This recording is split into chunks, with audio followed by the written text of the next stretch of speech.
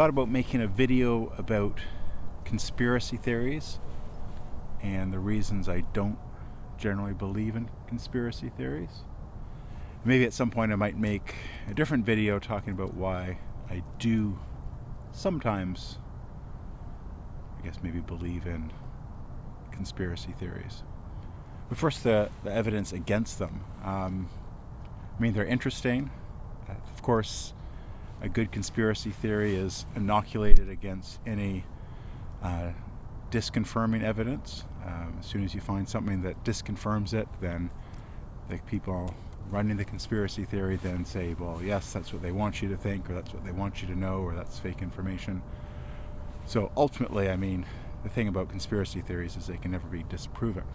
I've worked in HR in the past, and not that I was part of conspiracy theories per se, but I've been part of different initiatives to do something that could be conceived as malevolent, that is doing terminations.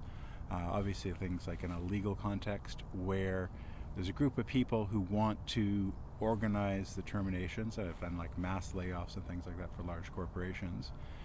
And we have to coordinate that. First of all, you have to talk about at a management level, like, do we even need to do layoffs? If so, how many? Once you get a certain number, or there's a certain annual savings that they're looking to meet, then you have to start looking at who could be on that list, and lists get generated by department, and those lists are inevitably always changing. There's always, well, we can't get rid of so-and-so for this reason, or what have you. So names are getting thrown on the list, off the list, and management maybe decides not to do any layoffs, but they keep the list. So this sort of thing has to happen in order to do coordinated layoffs. People have to calculate severance. You have to book meetings with the people.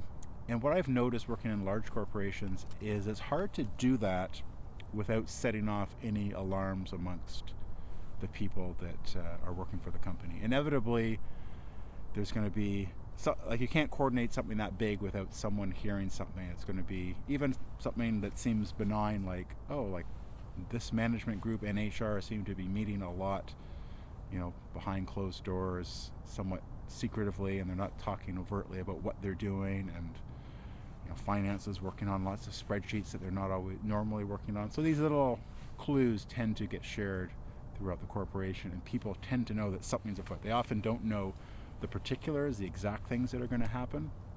But in my experience anyway, trying to coordinate something without anyone getting a sense that something's going on is like impossible as soon as you have 2 or 3 people trying to coordinate. So when I think of that, and that's doing something that is legal, unfortunately somewhat normal in corporate culture, to do layoffs from time to time for cost savings or other reasons. That's kind of like a conspiracy theory, I guess, in the context of a corporation. Like I said, although it sucks for the people who are on the receiving end of those layoffs, it's a normal and legal thing for a corporation to do. And those are hard to coordinate, and those aren't even complicated. So then when you think about grander conspiracy theories, how does one coordinate that exactly without someone finding some evidence somewhere? So those are some of the reasons that I generally don't give much credence to conspiracy theories, although I have to admit I find them interesting to consider at times, but mostly I don't spend too much time thinking about that kind of thing.